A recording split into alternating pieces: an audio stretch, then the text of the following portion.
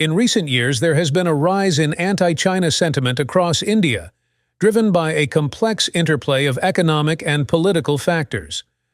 Consumers in the nation have increasingly focused on the origin of products, often eschewing goods manufactured in China in favor of those produced domestically or in other countries.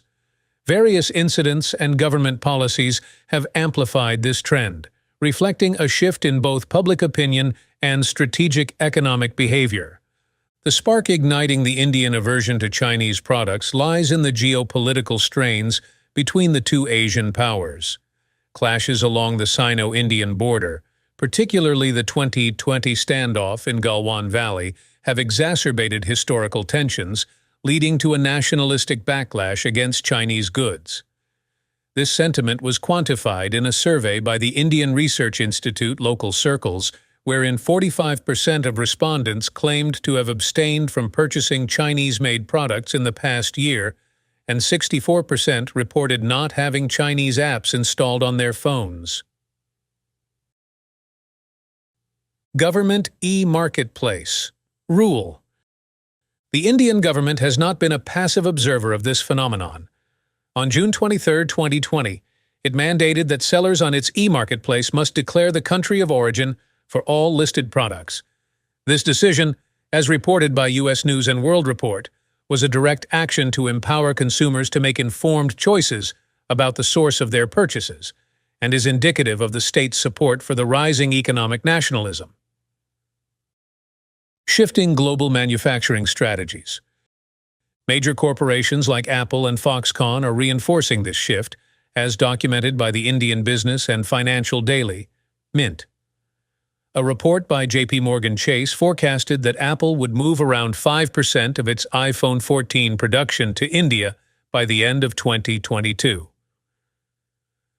Foxconn's announcement to transfer $300 billion of production capacity from China to India further signals a reshaping of the global manufacturing landscape. India's developing self-reliance in the electronics sector has led to a considerable reduction in imports from China.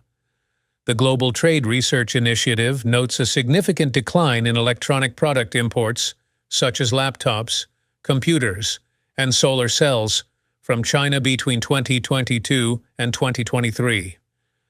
India's almost self-sufficient mobile phone manufacturing industry is a testament to this shift, with domestic production and sales of mobile phones increasing dramatically.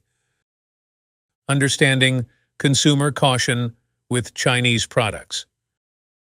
Amidst soaring geopolitical tensions, particularly following the border clashes reported by sources like Brookings, Indian consumers have displayed a marked reluctance to Chinese imports. This isn't a newfound phenomenon. India has long grappled with the intricacies of economic cooperation with China, the complications of which are narrated through the changing economic policies and consumer moods analyzed by Ashok Malik on a podcast hosted by Tanvi Madan for Brookings Institution. The stark decrease in the importation and consumption of Chinese technology and goods is detailed within these analyses and is supported by stringent government policies scrutinizing and limiting Chinese economic ingress, such as the ban on numerous Chinese applications following the border skirmishes, as reported by Asian News International, ANI, on February 5, 2023. The Made in India Renaissance. According to a survey released by the Indian Research Institute, Local Circles, the Made in India movement has substantially gained momentum, with 63% of participants shifting towards buying more locally produced goods. This surge doesn't stem solely from patriotic fervor. It is bolstered by a palpable concern over the economic value, verified by reports on the financing amount in India's B2B sector tripling in comparison to previous years, as stated by PwC India. Companies like Zetwork have thrived during this period, showing robust transaction activities indicative of a vibrant internal economy and a growing preference for indigenous products. Indian consumers are not making these switches blindly. They are criteria-based, gravitating towards domestic offerings that promise better quality at competitive prices. A pervasive concern over the quality of Chinese products, as expressed by sources like the Global Trade Research Initiative, reflects a collective wariness towards a model built on exploiting cheap labor for high-volume exports. Amidst these changing consumer patterns, there's an evident rise in capital investments in India. This was accentuated by a global public investor survey which stated that 40% of large fund investors showed a preference for investments in India, overshadowing China.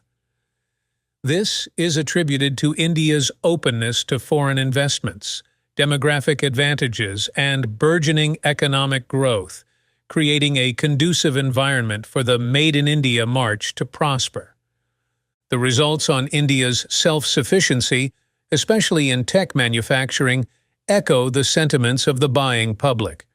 The country's stride towards technological autonomy is evident in the decline of imports of Chinese electronic products, as reported by the Global Trade Research Initiative, which denotes a significant leap in indigenous tech production and consumption. The geopolitical catalyst for an economic uprooting. The tumultuous skirmishes at the Indo-China border have not only summoned a military standoff, but have also inflamed the public and political will for economic separation from Chinese influence. As an article by The Times of India explains, the heightened border tension since the Galwan clashes has intensified the Indian government's scrutiny over Chinese imports and investments.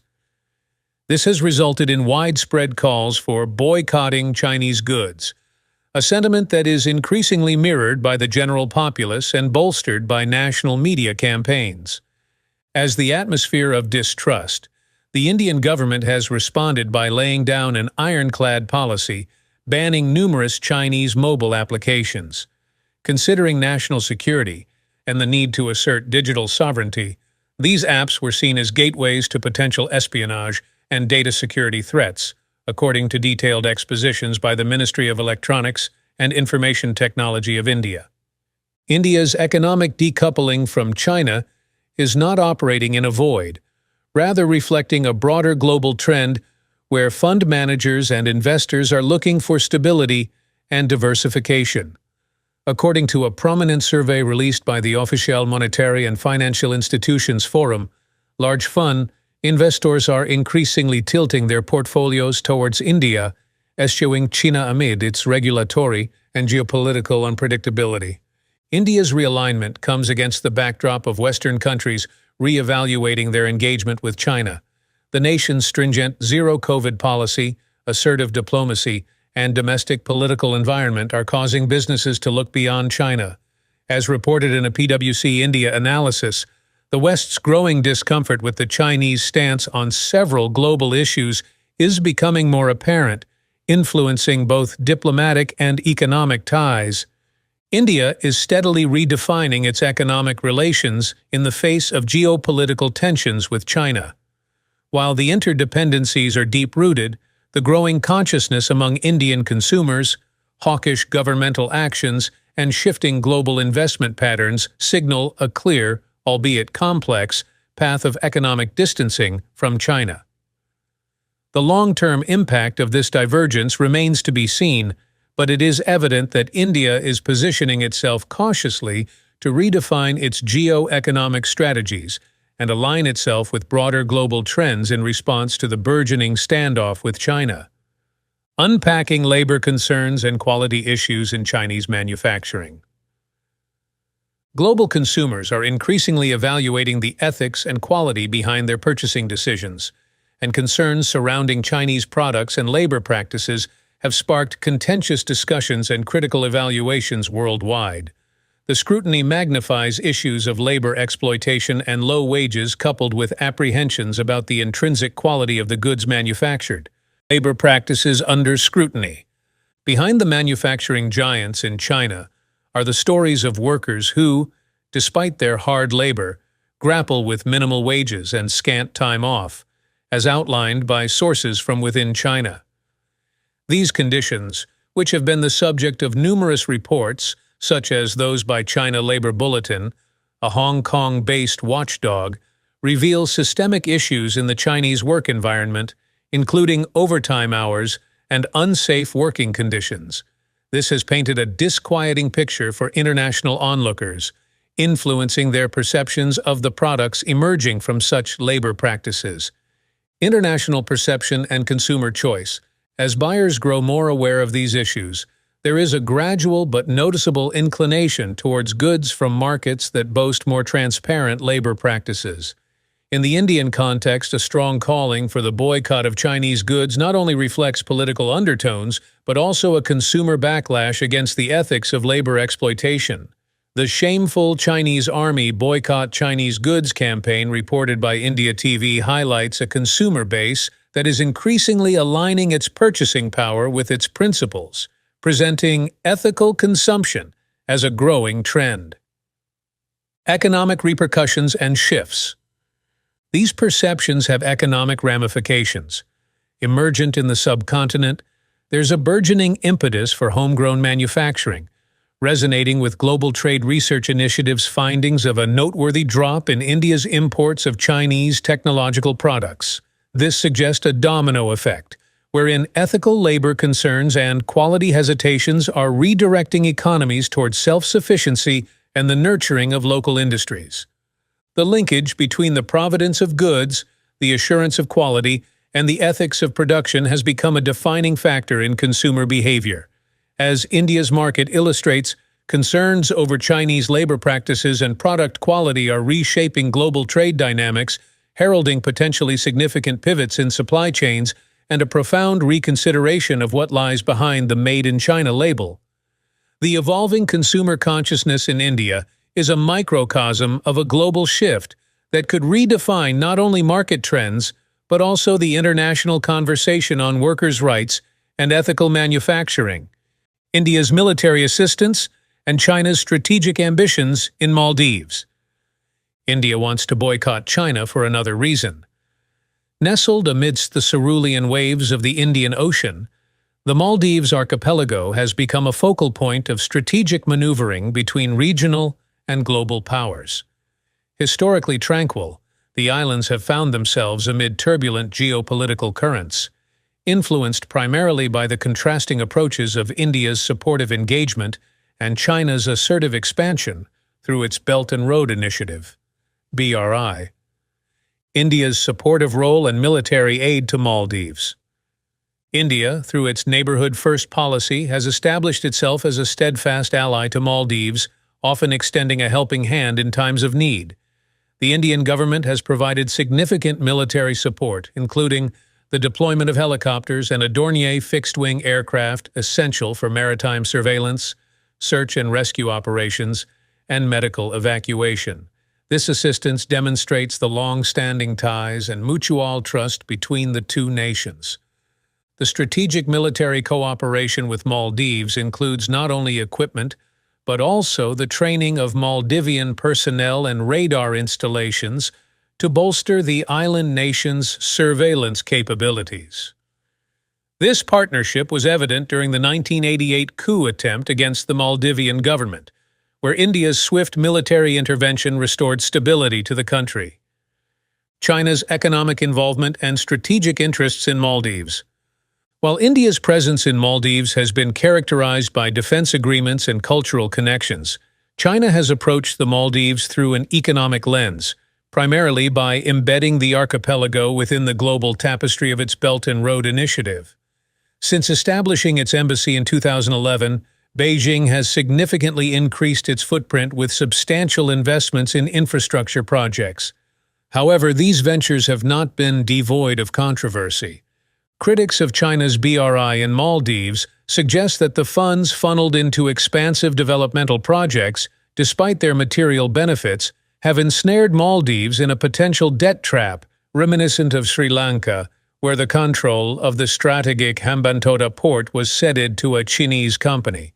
Fears are that Maldives might face similar debt-induced concessions, a situation that could also impinge on its sovereignty. China has also exhibited strategic military interests with proposals to construct an observation station in the nation to monitor maritime activity, raising concerns amongst neighboring countries and beyond about Beijing's intentions and the implications for regional security. Moreover, a controversial free trade agreement between Maldives and China was expedited through the Maldivian parliament, raising eyebrows due to its opaque proceedings and the apparent urgency to forestall detailed scrutiny or debate. In the azure heart of the Indian Ocean lies the Maldives, a serene chain of islands whose white sandy beaches and sprawling coral reefs mask an intense battle for regional dominance. Once a stronghold of Indian influence, this small archipelago has become the crucible of strategic competition between New Delhi and Beijing.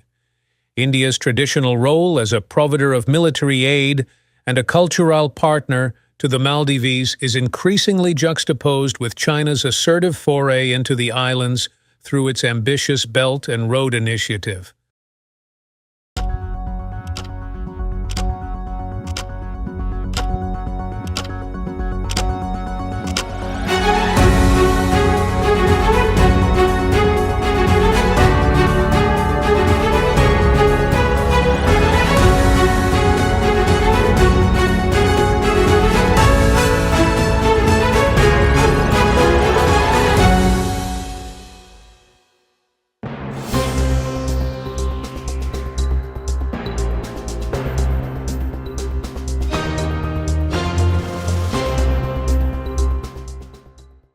December was the month of extreme blizzards and cold waves in China. At 5 p.m., the Yunnan Meteorological Bureau issued a Level 4 road icing warning, predicting that in the next 24 hours, surface temperatures in Jiaotong, Kujing, eastern Kunming, northeastern Honghe Prefecture, and northern Wenshan Prefecture will be below degrees Celsius, with sporadic light rain, which may cause severe icing on roads and affect transportation. At the same time, China Weather Network released a national freeze map showing over 20 provinces as cold as being inside a freezer. But that doesn't stop Chinese people from finding their freedom in foreign nations. The heavy snowfall on December 14th could not stop the visa interview queue at the embassy. The long queue at the U.S. Embassy at 9 a.m. on December 18th, regardless of the cold weather, people still want to move from China. Despite facing cold weather, the will of Chinese to find a better place to live pushed them to wait for a visa to America. Chinese citizens' high demand for U.S. visas amidst official criticism. Despite official rhetoric discrediting the United States, Chinese citizens are increasingly seeking U.S. visas, highlighting a profound contradiction between the actions of individuals and the stance of their government. This phenomenon can be attributed to a multitude of factors ranging from economic hardships to a quest for better social welfare systems and the pursuit of personal freedom. According to the latest data, as of the end of 2022, there were as many as 5.5 million Chinese living in the United States, accounting for 1.6% of the total U.S. population. This number is larger than the population of Los Angeles, the second largest city in the United States, and is equivalent to the size of a medium-sized country. This contradiction between verbal disparagement of the U.S. and the eager pursuit of the American dream by many, China se laisse par un profond double standard. It encapsulates the dichotomy between the Chinese Communist Party's ideological rhetoric and the pragmatic aspirations of the country's citizenry. The number of people fleeing is so high that according to an analysis of U.S. visa data by the Wall Street Journal, fewer U.S. student visas are being issued to Chinese nationals. The WSJ claims that the U.S. has granted 50% fewer visas to new Chinese students in the first 6 months of 2022, and yet, despite this, Chinese students continue to make up the majority of international students in the U.S. On one hand, antagonism toward the U.S. has become a mainstay of political messaging in China. American policies and values are routinely criticized by officials and state-run media. The U.S. is cast as a hostile influence seeking to undermine China's rise. This narrative has taken on an increasingly nationalist tone under Xi Jinping's leadership. Yet on the other hand, for many ordinary Chinese, America remains an attractive destination for work, education, and new opportunities. The survey by immigration consultancy QWOS also indicates that nearly 50% of Chinese respondents were considering emigrating, with the US and Canada being the top desired destinations. The proverb, "Going against America is my job, going to America is my life," pithily captures this contradiction. Despite the antipathy aired toward the US system, an American visa still means a chance at a better life for some in China. The CCP faces an increasing dilemma: how to reconcile its nationalistic platform and warnings about Western values with the reality that many Chinese still vote with their feet in favor of American democratic capitalism. As China progresses into a new era, defined by slowing growth and technological rivalry with the US, this tension seems primed to intensify further. The queues outside the American consulates provide a microcosm of the deeper contradictions within Chinese society itself. But we have to ask why Chinese citizens want to escape to the US so much. Better education opportunities driving Chinese parents to seek life in America. Among the various factors pushing Chinese citizens to pursue the American dream, the promise of superior education for their children looms large. With intense competition for limited spots in China's school system, many parents are looking to the US as an alternate pathway to academic success. In Chinese cities like Beijing and Shanghai, getting children into top schools requires navigating a pressure cooker environment. Enrollment is restricted at every level, meaning families engage in fierce competition just to secure a seat at public kindergartens. Even at ordinary elementary schools, parents pay hefty sums for cram schools to give their kids an edge.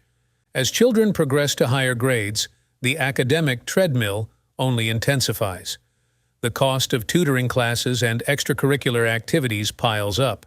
At the end of high school, the college entrance exam is life-defining, but spaces at prestigious universities are scarce. For parents, the process often seems a gauntlet, with their child's future hanging in the balance. Many feel the U.S. education model provides a welcome contrast. Public schools offer free education, curbing the financial burden of tuition. With a wider array of universities and community colleges available, college admittance seems less pressure-filled. Although Ivy League spots remain competitive, American schools are generally seen as nurturing creativity over rote learning. For parents who can navigate the complex U.S. visa process, relocating offers educational respite. Some maintain their China jobs remotely, while children attend American public schools. Others pursue work or business opportunities in immigrant communities, hoping their kids can escape the academic treadmill. Of course, challenges exist in the U.S. system too. But for Chinese parents exhausted by the do-or-die atmosphere around schooling, America presents a society where education seems less of a mad scramble. As China's economy slows, more families are willing to go the distance for an alternate route to educational success. The desire for a less pressurized academic environment will continue driving Chinese visa applicants in snowy queues outside America's doors. Better environment for scientific minds to thrive. The promise of repute and impact has been so alluring that over 32,000 Chinese scientists have chosen to move to the U.S. and join American research institutions to further their careers. This staggering influx of talent only serves to enrich America's scientific leadership, while China grapples with the loss of these bright minds. The landscapes of research funding and academic freedom have served as a magnet attracting Chinese scientists across the Pacific to the United States. America's massive investments in R&D, unmatched by China's developing research institutions, provide its scientists with cutting-edge labs equipped with world-class instruments and ample resources to actualize first-rate experiments.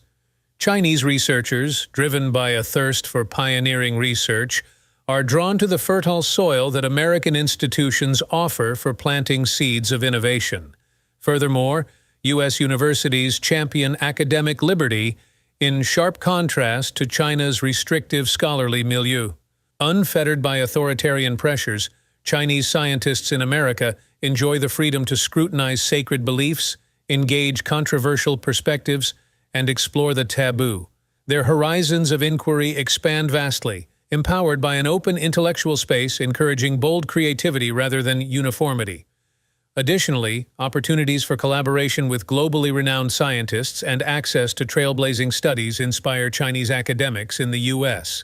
By inserting themselves into the global knowledge network centered stateside, they accelerate their learning and discovery. Finally, with a heightened global profile and publications bearing the mark of elite U.S. institutions, Chinese scientists gain international distinction, cementing their influence in their fields. The promise of repute and impact, backed by ample funding, peerless equipment, and barrier-free exploration, beckons aspiring Chinese scholars across the Pacific, fueling a surging influx of talent leaving China for the scientific haven of America. For better rights and free environment. In recent years, China has taken a concerning turn, placing national security and social control above the country's economic development. This shift in priorities is prompting many educated Chinese citizens to vote with their feet and emigrate abroad rather than live under tightened restrictions. Ever since Xi Jinping came to power, the Communist Party has expanded the domestic security apparatus to new heights. Technologies like facial recognition, DNA collection, internet monitoring, and predictive policing are deployed to keep close tabs on activities. Enforcement has focused on squashing dissent, with harsh crackdowns on activists, intellectuals, and ethnic minorities. The impact seeps into daily life. Internet censorship limits access to information. For example, China is now increasingly stopping speaking people from their voice. CNN reported that in recent times, at least 6 well-known financial experts have had their social media accounts banned or frozen, unable to post new content and gain more followers. Among them, Liu Jiping, Dean of the Capital University of Economics and Business Institute of Capital and Finance, has attracted great attention externally. It is suspected that after he posted advising investors against risky stock market speculation, his social media accounts have been in a frozen state since early December. Currently, prompts on both his Douyin and Toutiao accounts read, "This user violated platform rules and cannot be followed." The social media accounts of renowned financial expert Hong Rong were frozen in early December. As a commentator, Hong Rong discussed the stock market and related government policies. Additionally, according to Bloomberg, in recent days, many relatively prominent finance bloggers have received Weibo notifications asking them to reduce economic posts and avoid touching red lines. For the Communist Party, social stability is paramount, even at the expense of economic dynamism.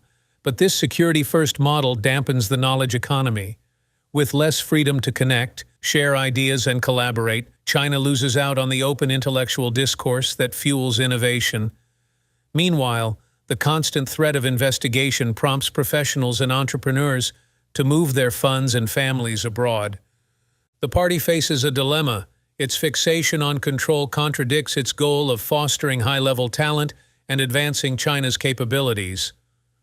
While statistics are unclear, anecdotal evidence suggests an accelerating brain drain of educated Chinese to hubs like Singapore, Australia, and the U.S.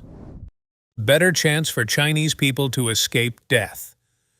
As China experiences a tragic resurgence of COVID-19 infections and deaths, Beijing continues suppressing negative pandemic data while crematoriums struggle to burn the mounting corpses. This new eruption of cases is driven by the Xi'an variant, spreading up to 8 times quicker than prior strains and evading vaccine protections. According to disease experts, Xi'an essentially constitutes an entirely new virus, necessitating reformulated immunizations after it overcomes Chinese citizens' immunity. The immense burden of corpses has even disturbed traditional Chinese burial etiquette. Many Henan province citizens explained, crematoriums can't keep up with the bodies. They're operating day and night non-stop. There are 8 incinerators, running 24 hours with people working. Whereas custom previously prohibited afternoon cremations, industrial ovens now run continuously to burn the endless influx of bodies. Consequently, private mortuaries flourishing on excessive demand have opened across China. Harbin residents reported on December 24th that since October, there have been more people with fevers and colds compared to previous years in northeast China. Many elderly have died, with crematoriums filled to capacity, requiring people to queue up in advance. Beijing's active concealment of real infection statistics aligns with its broader pandemic whitewashing. According to witnesses, authorities enforce a uniform policy censoring COVID-19's role in deaths, attributing casualties to basic diseases instead. Not to mention, Chinese citizens frequently voice alarm about skyrocketing expenses at hospitals and clinics. Even routine doctor visits or basic medications can ring up big bills, while major illnesses often entail lengthy hospital stays. National insurance provides some support, but reimbursement rates are low. Citizens report paying large sums out of pocket. Issues of quality and accountability also abound. With limited insurance coverage, public hospitals focus on revenue-generating services over holistic care. Patients undergo repetitive testing to drive up costs. Yet oversight is lacking to ensure these revenues are reinvested into the system. As China's population ages, the strains will intensify. Elderly care presents a looming crisis, as many families struggle to pay high premiums for limited private insurance. Meanwhile, the national pension system verges on insolvency, with deficits in the trillions. For middle-class households increasingly priced out of health care at home, nations like the U.S. beckon. There, transparent costs, regulated insurers, and entitlement programs like Medicare provide peace of mind, lacking in China. Of course, America has its own health system faults, but to many Chinese families it suggests stability. As citizens seek relief abroad, the country loses talented doctors, researchers, and professionals who could help fix the system's issues. Left unresolved, these healthcare woes will continue fueling China's visa queues in the snow for years to come.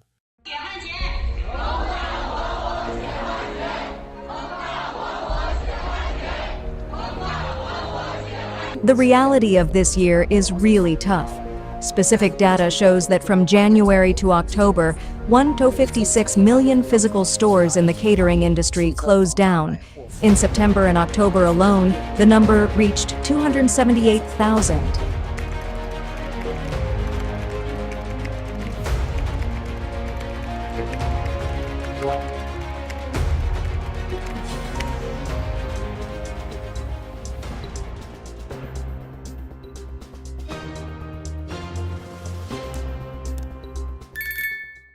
The reality of this year is really tough. Specific data shows that from January to October, 156 million physical stores in the catering industry closed down. In September and October alone, the number reached 278,000. And this is the data that media statistics have compiled after the wave of closures following the National Day. Do you think only the catering industry looks like this? Other physical industries, including automotive, real estate, department stores, clothing, and beauty, are all wailing. Even e-commerce and live streaming, once seen as alternatives, have become intensely competitive. Almost overnight, all the bosses chose to close their doors and find a job. Secondly, the number of consumers is decreasing. The number of people in debt is increasing. The number of entrepreneurs is decreasing. The number of unemployed is increasing. The number of new stores opening is decreasing. And the number of people selling products through live streaming is increasing. But that's not the scariest part. The scariest part is realizing that the mentality of many young people on the streets has collapsed. They would rather choose to lie low than strive. They avoid taking loans, buying cars, houses, dating, getting married, or having children. If this continues, what does the future hold? Given this overall situation, what will happen to your business? I've always seen information about Xi'an new area online, but I haven't seen it in person. Now that I'm here in Xi'an new area, there are indeed many newly constructed apartments and commercial buildings. However, after taking a look around, the occupancy rate seems to be very low, and you can hardly see any well-furnished units. There are apartments with air conditioners installed, but many are available for rent, and there are very few people around. Even in the commercial center and office areas, there seems to be a lack of activity. Surprisingly, there is a McDonald's and, right across from it, a Starbucks in this desolate place. The McDonald's is closed, and there aren't many people around. I'm not sure if it's because of the timing of my visit or if it's generally quieter in winter, but Xi'an new area seems really deserted with hardly any people around. While tourism in Hong Kong and Macau has slowly been recovering, salespersons in Hong Kong feel that mainland Chinese tourists are not the same as before. In the past, these cosmetics and skincare stores would have mainland Chinese tourists constantly buying, giving the impression that they were very wealthy, almost like tycoons. However, now they mostly see sporadic mainland Chinese tourists, and many just come in to look around without making any purchases. Hong Kong salespersons feel disappointed. They wonder where the wealthy patrons have gone. Moreover, skincare products that were difficult to sell before would easily find buyers among mainland Chinese tourists. However, now, even with friendly smiles, diligent sales pitches, and attentive services, many feel that the previously generous mainland Chinese tourists have become more frugal and shrewd. Earning money from the pockets of mainland Chinese tourists is no longer as easy as it used to be. The mass exodus of European, American, Japanese, and Taiwanese companies from China has dealt a severe blow to the Chinese economy. Recent data indicates that this exodus has led to the paralysis of the Shanghai freight system, a sharp decline in order volumes, and a comprehensive breakdown of economic routes. According to reports, the container import volume from China to the United States has sharply decreased by over 36% in a short period, causing a shocking drop in the demand for Chinese imports in the United States, creating a very challenging situation. What's even more worrisome is the decline in shipping costs. The index shows a 38% month-on-month decrease in container rates from China to the western United States, hitting a historic low and plunging the Chinese economy into turmoil. Analysts at J.P. Morgan Chase issued a warning of a decline in China's logistics industry, pointing out that the exodus will have far-reaching consequences on the Chinese economy. This warning has triggered panic in the capital markets, with Chinese shipping stocks experiencing a widespread plunge as investors rush to sell. Behind this exodus is the irreversible consequence of China's initially hostile policy towards foreign investment. Over the years, China adopted an unfriendly attitude towards foreign capital, dealing a significant blow to the confidence of foreign companies investing in China. Now, the regret of this policy appears too late. The exodus of businesses is fundamentally reshaping China's relationship with foreign investors and pushing China towards economic turmoil. The collapse of the Shanghai freight system is particularly alarming. Due to the sharp decrease in orders, the freight network is paralyzed, leaving many shipping companies in a predicament where they cannot transport goods, causing a backlog and hindering normal business operations. This situation not only deprives China of a crucial economic pillar, but also inflicts a massive blow to the upstream industry chain. The outlook is grim, and the Chinese government seems helpless in the face of the exodus, with its previous antagonistic stance becoming a significant obstacle. The Chinese government is struggling to find effective strategies to cope with the exodus's impact, but everything seems too late. The exodus has created an irreversible situation, and the Chinese economy is gradually sinking into a quagmire of departures. It is, without a doubt, a devastating storm for the Chinese economy. This is not just a capital outflow, but a catastrophe for the survival of domestic businesses. The tide of foreign investment retreats like a heartless giant blade, directly slashing at the necks of Chinese enterprises. Faced with a drastic reduction in orders, many companies have no choice but to embark on the irreversible path of layoffs or production halts. At once, factories came to a standstill, and employees found themselves unemployed, plunging the entire society into a gloomy and helpless state.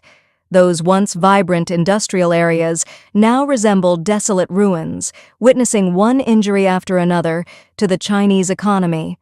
The harsh winter of the job market hit, with unemployment rates sharply escalating. Thousands of individuals became casualties of societal upheaval. Once the pillars of their families, they now helplessly join the ranks of the unemployed, competing for opportunities on social media with countless job seekers. The whole society resonates with struggling and desperate voices. Unemployment is not just a statistic, it embodies the bitterness of thousands of households. The instability in society is another shadow cast by the exodus. Economic decline has led to the intensification of social conflicts. People's living standards are rapidly deteriorating, and dissatisfaction and anger are spreading through society. Protests and demonstrations continuously emerge, putting social order on the brink of collapse. The government has to allocate more resources to maintain social stability, but this is only addressing the symptoms and not the root cause. The real issue lies in the massive impact the exodus is having on the entire country. In today's era of global economic integration, China's economy, facing such a massive blow, is not only causing turbulence in its domestic economic system, but will also have an undeniable impact on the global economy. The exodus will be more than an economic disaster for China. It is a significant transformation in the global economic landscape. The large-scale exodus of European, American, Japanese, and Taiwanese companies has paralyzed the Shanghai freight system, and the consequences, including factory shutdowns and layoffs, are severe. The Chinese government urgently needs to take effective measures to reverse the downturn. Otherwise, the Chinese economy will continue to sink into an abyss, and the extent of the impact will be immeasurable. The state of China's real economy is grim, with alarming reports emerging from different regions, casting a shadow over the economic outlook. Foxconn in Zhengzhou has announced its 16th round of significant layoffs, leaving thousands of employees facing unemployment and dealing a severe blow to the local community. This announcement has garnered widespread attention as it reflects the broader challenges facing the entire real economy. The impact of corporate layoffs extends beyond individual families, intensifying societal unemployment pressures and creating a troubling situation. Meanwhile, Xi'an New Area, once envisioned as a thriving economic hub, now resembles a shattered dream. Despite the ambitious investment plan, vacant buildings are scattered around, telling a silent tale of unrealized expectations.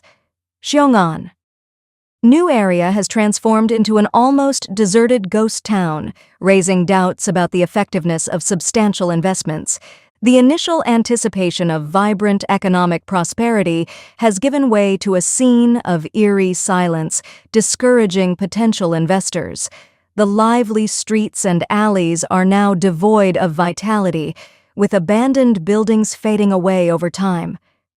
This situation underscores the perception that the massive investment plan has resulted in a desolate wasteland.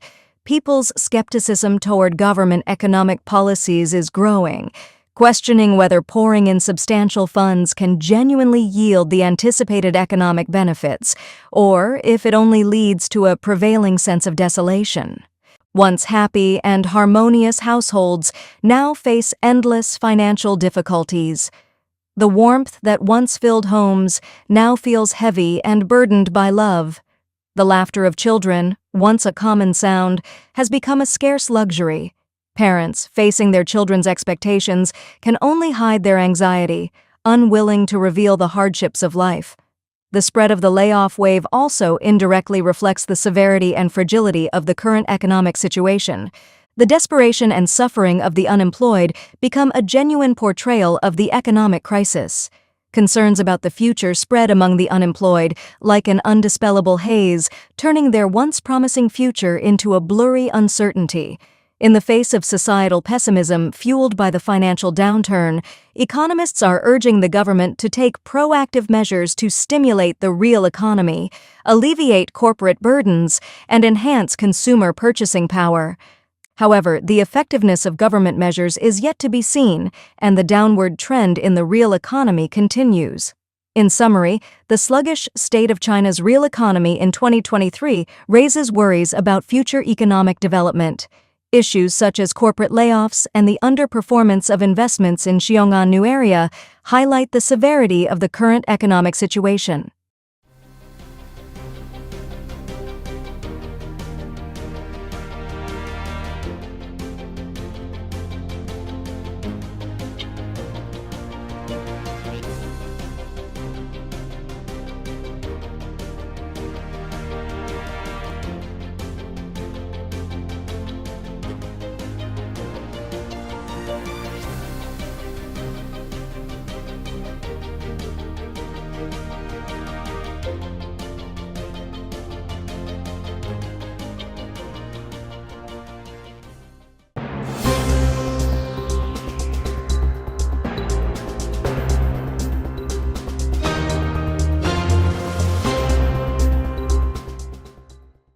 The latest financial report released by the American sportswear giant Nike on Thursday, December 21st, has left many foreign enterprises with substantial market shares in China taken aback. Nike's second quarter report reveals a 1% revenue growth, reaching $13.39 billion, slightly below the expected $13.43 billion. Sales in the Greater China region increased by 4% to $1.86 billion, falling short of the anticipated $1.95 billion. Nike has also revised down its sales expectations for the current fiscal year, ending in May, from a previous low double-digit growth rate less than 10%, to 1%. The management has announced plans to cut costs by $2 billion over the next 3 years. Nike once again sounded the alarm on the Chinese economy, warning of adverse factors in the market. After Beijing lifted strict zero-COVID policies at the end of last year, the Chinese economy has remained sluggish. Other companies with substantial business operations in China have also recently reported weakness. Last month, Apple announced a 2.2% decline in quarterly revenue in its third-largest market, China, amounting to $15.1 billion, far below Wall Street's expected $17 billion. Amid China's economic downturn, authorities issued new regulations on December 22 to clamp down on the online gaming industry, causing stocks of companies like Tencent and NetEase to plummet. Some analysts argue that Chinese Communist Party leader Xi Jinping has once again taken down an industry, pushing China's economy into the abyss. China's National Press and Publication Administration solicited public opinions on the regulations on the management of online games on the 22nd, intending to implement new rules to curb inducement rewards and high-priced virtual item transactions in online games. Upon the news, Tencent's stock in Hong Kong plummeted by 12.4%, closing at HKD 274, marking its lowest closing level since late November 2022, with a loss of approximately $43.5 billion and a market value evaporation of $43.5 billion. NetEase's stock experienced a sharp decline of 24.6%, closing at HKD 122, resulting in a market value loss of approximately $14.7 billion. Ji Weidong, chairman of Shanghai Chaos Investment Company, expressed his anger at the authorities on WeChat, stating, "Rescue on one side, sabotage on the other." He questioned the viability of operating and investing in such a business environment, emphasizing the need for a more lenient business atmosphere. He argued that restricting minors makes sense, but adults spending their own money on games should not be regulated. He bluntly stated, "The vitality of the economy has been played to death. No one dares to invest, and everything is peaceful."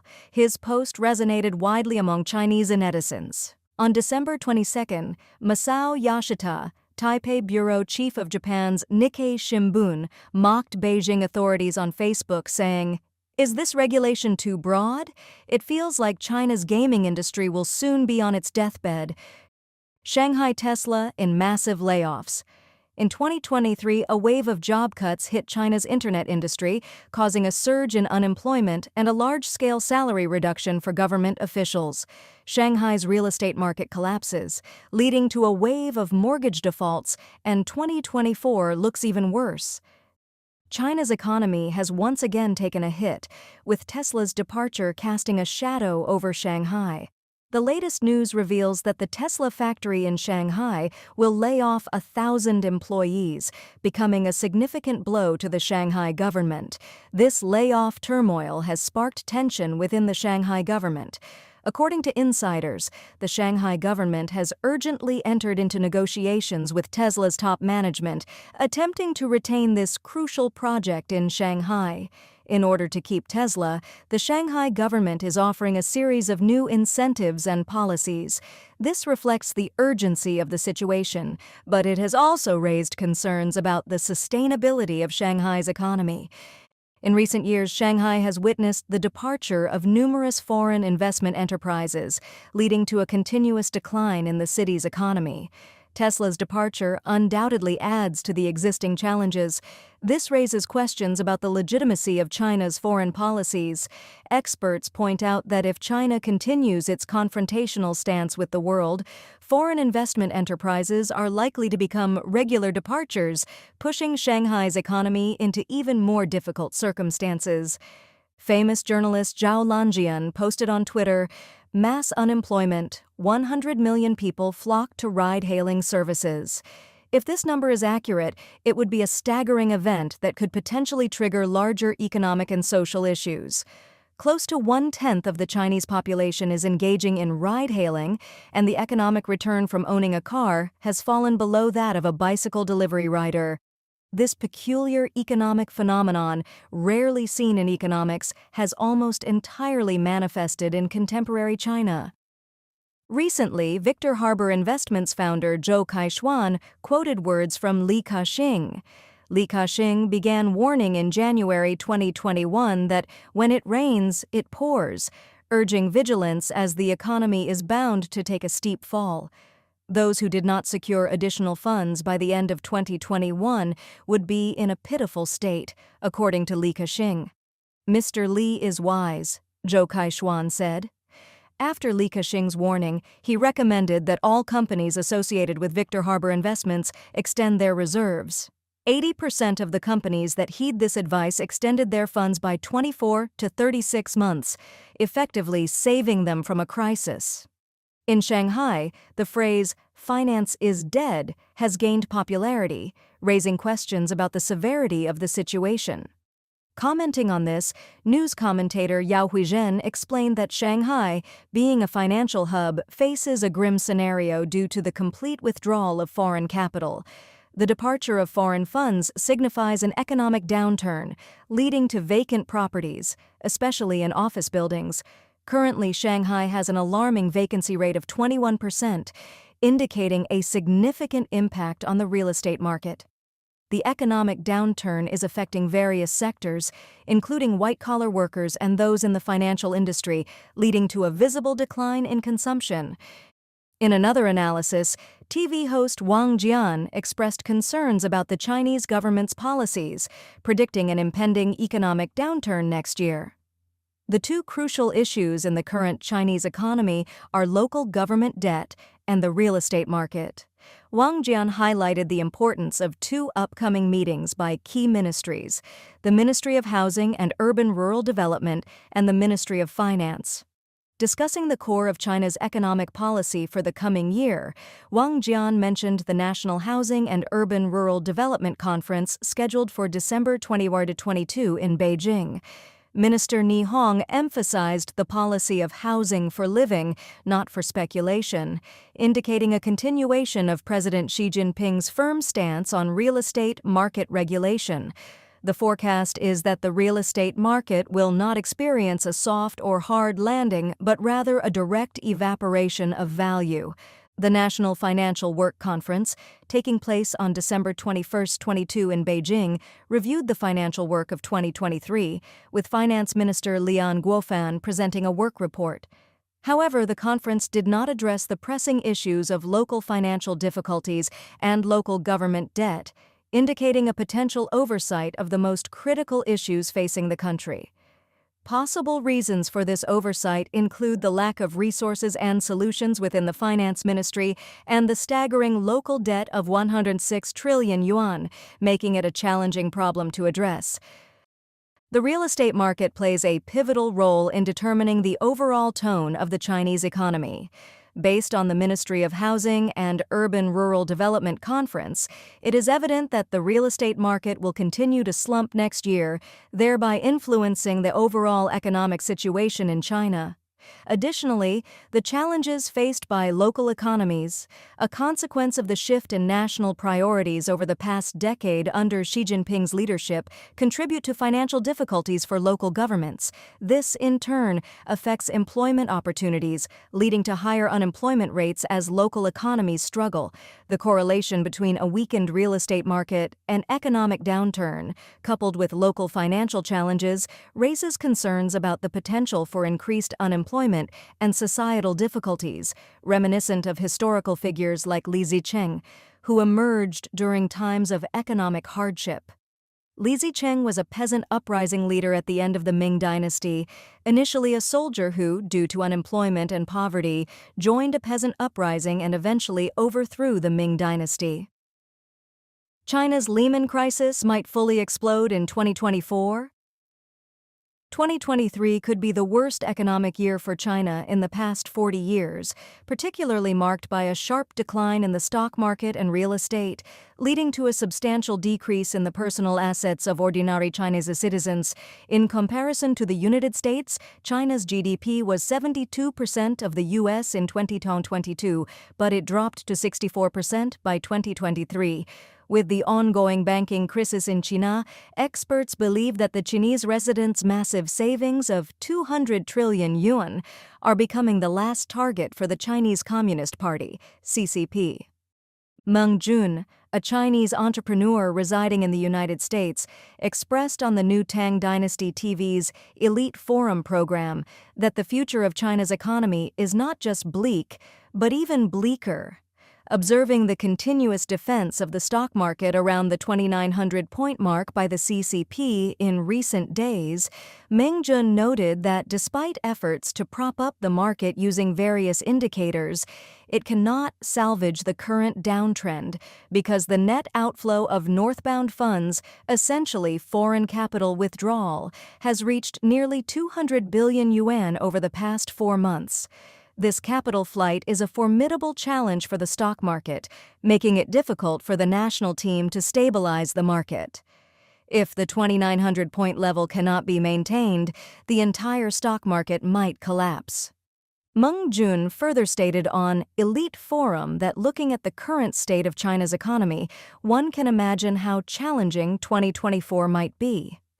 With local governments burdened with massive debt, the CCP's usual approach is to issue new bonds to repay old ones. However, this raises the question of what to do with the newly issued debt. The CCP's likely solution is to let ordinary people buy the bonds since they still have significant savings in banks. Meng Jun emphasized the imminent threat to the people's savings, as the CCP has set its sights on the trillions of yuan held by residents. With new banking regulations in place, withdrawing large sums of money from banks has become difficult, and individuals are now subjected to intense scrutiny about the legality of their funds, creating a frightening situation.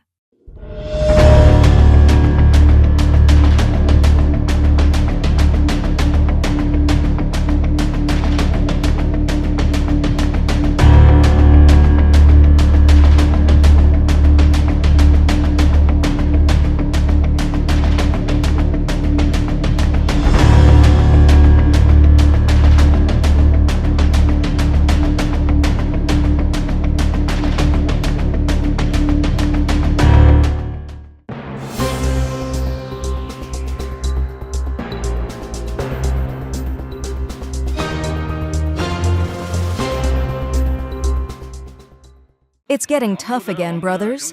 It's the end of the month, time to pay the rent again, and soon it'll be time to go home for the new year.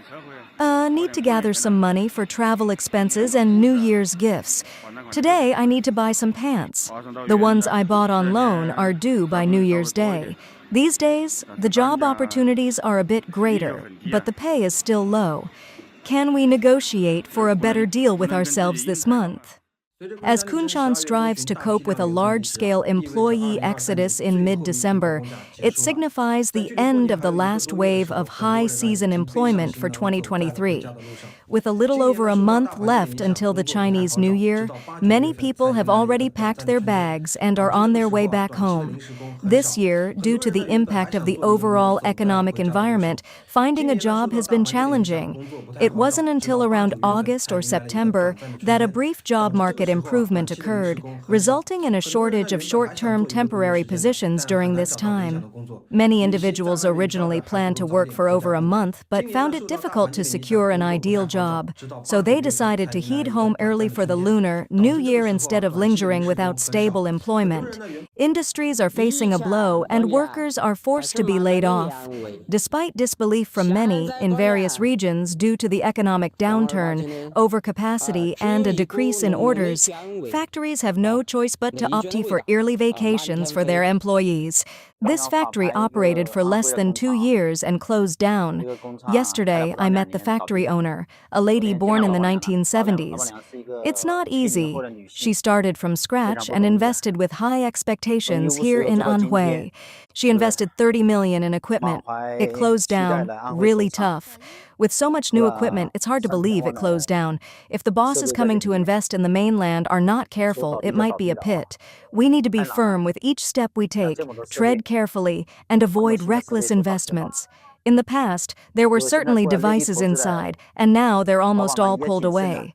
It's too difficult. In December, originally the peak season for the clothing industry, it feels like a slow season. The more clothes are sold, the more surplus snow falls, and the colder it gets. Is it true that people don't buy clothes anymore? The clothing industry is experiencing its most dismal season, and the rise of e-commerce undoubtedly exacerbates the bleakness of physical clothing stores. More and more people are choosing to shop online, leading to a significant decrease in foot traffic at brick-and-mortar stores. This has resulted in many business owners accumulating excess inventory, ultimately leading to bankruptcy and closure. Since this mall opened, we haven't been there 3 times. Today, I saw it on Douyin for 9.9 yuan, and we went to play in the mischievous castle for kids. Normally, this castle costs 39.9 yuan. This time going into the mall, I really felt uneasy, because once upon a time I was the owner of 2 stores, and I understand what it means to go through all that. This mall, theoretically, on a Sunday, should be bustling, but only the first floor had children's play facilities, with some children and accompanying adults. We walked from the first floor to the 4th floor of the mall, seeing many stores closing, one after another side by side. Seeing this, I feel that most people would feel a chill. Some of them had exquisite decorations, and many were franchise stores. They basically threw money and survived through the mask period, but couldn't escape the severe consumption downgrade in Zhengzhou this year. Those who barely kept their stores open probably find it harder than being a widow. Offline physical stores are really tough this year. Thinking back over the years, we went from 1 store to 2 stores, 3 stores, and eventually lost the last store. It really couldn't hold on. So how many of us can endure in 2024? You guys, the industrial zone that once had tens of thousands of people is now eerily quiet. Once a bustling industrial area with tens of thousands of workers, it has now become deserted. What happened exactly? I remember last year when I came, whether it was day or night, there were crowds of people in this industrial zone. This year, almost no one can be seen. Even during dinner time after work, you can only see a few scattered individuals. There are hardly any people waiting for work or commuting. What's going on? Last year, there were dozens of large and small factories in this industrial zone. For some reason, this year, they moved out or closed down. Just these several buildings housed more than 30 factories last year, and this year, they've all moved out. Now, there are only a few small factories left, so the number of people has decreased. Even nearby fast food restaurants have been moving out or transferring ownership one after another. Like this Grandma's Buffet, it has already moved out, and the shop has been transferred. When the small factories moved out, it was understandable, but even the only large factory has moved out. Later, I'll show you why they moved out. Today is on December 24th. However, many factories in Dongguan have already started their holiday breaks around this time. In the industrial zone, where I've been working recently, several factories have already shut down. Many small shops across the street have also closed due to the lack of people during the holiday break. The annual migration of workers returning to their hometowns has begun. Migrant workers are forced to leave their jobs, facing several months without income due to the impact of the downward trend in the Chinese economy. Many companies are experiencing a noticeable decrease in orders, and the profit margins of some factories continue to be squeezed. Some have even had to close down, displacing workers. Even though it's Sunday, the streets are empty. Some shops are now available for rent, a situation that is usually seen only close to the Chinese New Year in Dongguan. Surprisingly, with over a month left until the New Year, there are already very few people around. It remains uncertain how the situation will evolve next year and whether the conditions for factories in Dongguan will improve. In recent years, the rent for factory buildings in Shenzhen has skyrocketed, so the large factories have chosen to move out. Take these buildings across the street, for example. Last year, these buildings housed a large electronics factory with 7,000 or 8,000 employees. Due to the exorbitant rent and high utility costs, the owner couldn't make a profit, so they moved out. This year has become deserted with hardly anyone around, returning to this industrial zone. Many student workers have now come out to look for jobs.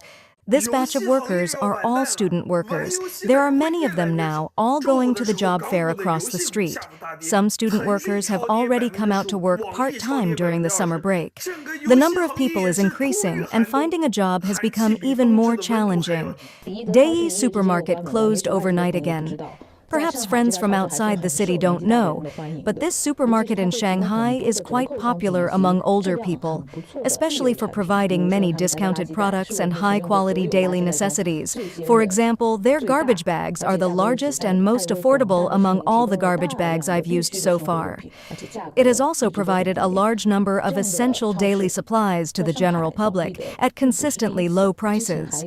It's not the first time a supermarket is closed in Shanghai. Diadia Tiantian, a similar discount supermarket, closed before.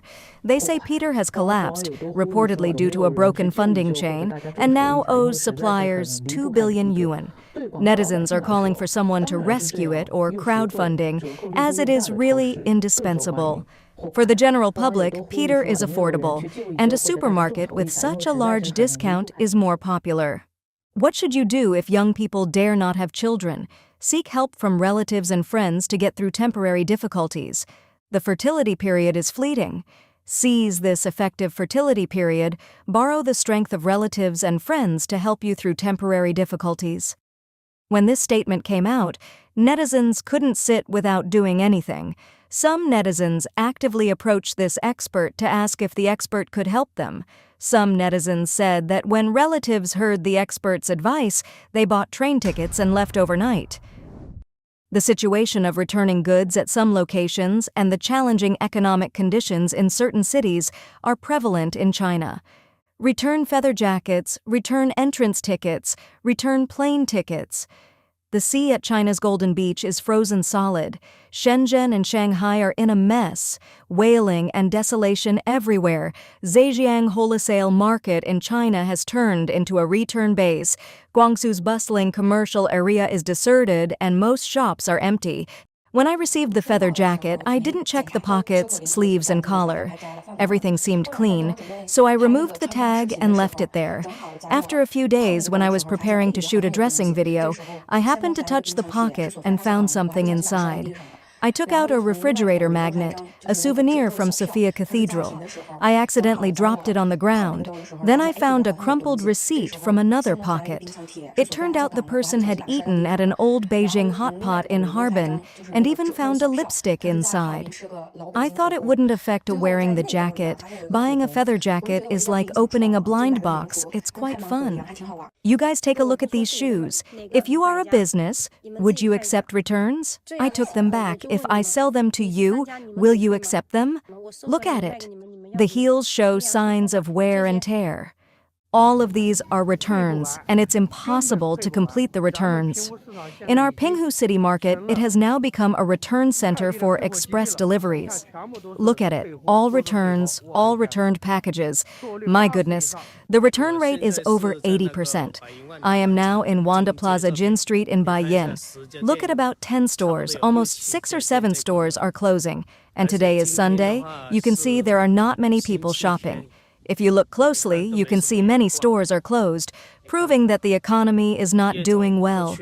People don't have much money to spend, and they dare not come out to consume. Look at many stores closed. Tighten your belt and live your life.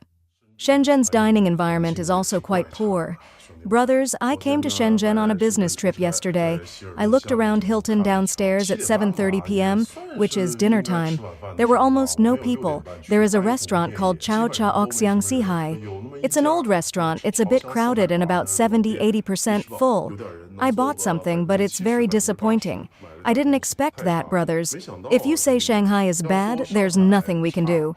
During the pandemic, there was a fight in Shanghai, right? It thoroughly disrupted Shanghai's economy. I really didn't expect Shenzhen, which is like spring all year round, to be so bad. Although the weather was a bit cold yesterday, it was too bad. But this really shows the current state of the catering industry. Look, let me show you the whole mall. Anyone there? This was half a month ago. A customer bought a feather jacket. A few days ago, he wanted to return it after his daughter wore it. Our staff asked him to clean the items before returning them, but he refused. He said his daughter only wore it for 3 days. What should we do? The surge of 2 yuan bread shops is sweeping across China. These establishments, specializing in items priced at 2 yuan, have proliferated in various Chinese cities, capturing the interest of a predominantly youthful consumer base. This burgeoning phenomenon first garnered attention on mainland social media on December 22nd, prompting citizens to share their sentiments and sparking discussions about financial constraints. According to mainland media reports, the trend of 2 yuan bread shops originated in Xi'an in June of this year and has progressively extended its reach to other cities in Shandong. The trend has even transcended regional boundaries, making its presence felt in cities like Nanjing, Kunming, Ningbo, Jinghe, and notably the capital city, Beijing's Tanan. College students love these 2 yuan bread shops in China where everything is priced at just 2 yuan. It's become a trend, especially among young people. Social media started buzzing about it on December 22nd, and folks are saying it's because everyone's strapped for cash. According to mainland media, this whole 2 yuan bread shop thing started in Jinan in June and has spread to other places in Shandong, as well as Nanjing, Kunming, Ningbo, Jinghe, and even Beijing's Tanan. A student who's a regular at these shops says they're always packed, mostly with students. In Rizhao, Shandong, one person mentioned the nearby 2 yuan bread shop opens at noon, and there's already a crowd forming before that, like trying to get on a bus, with some groups of 30 to 40 people showing up together. The owner of a 2 yuan bread shop in Haiguan District, Jinan, mentioned it's hard work. Initially making 1,500 CNY a day, they got so tired they didn't want to move at night. On social media, people are talking about it, with some saying it shows young people are strapped for cash. There are even jokes about the next step being 1 yuan steamed buns and pancakes, maybe leading to everyone begging, collectively. One person joked, "I might as well give up lunch altogether. I genuinely don't have money." Others are pointing out a trend where more and more everyday items are getting cheaper, reflecting a decline in our quality of life. Another individual shared their financial struggles, stating, "I'm getting poorer and poorer. If wages don't go up, get ready for a big uproar." Recently, Chinese university graduates have resorted to street vending to make ends meet. Earlier this year, China's urban youth unemployment rate for those aged 16 to 24 hit a record high of 21.3%, sparking intense discussions about the future prospects of millions of college graduates annually. Despite China's decision to stop publishing youth unemployment data, observers point out the challenging job landscape for the younger generation. A 2020 acupuncture graduate from Beijing University of Chinese Medicine mentioned that due to the scarcity of white-collar jobs, more graduates are forced into the informal sector, with street vending becoming their sole means of livelihood amid growing economic uncertainties.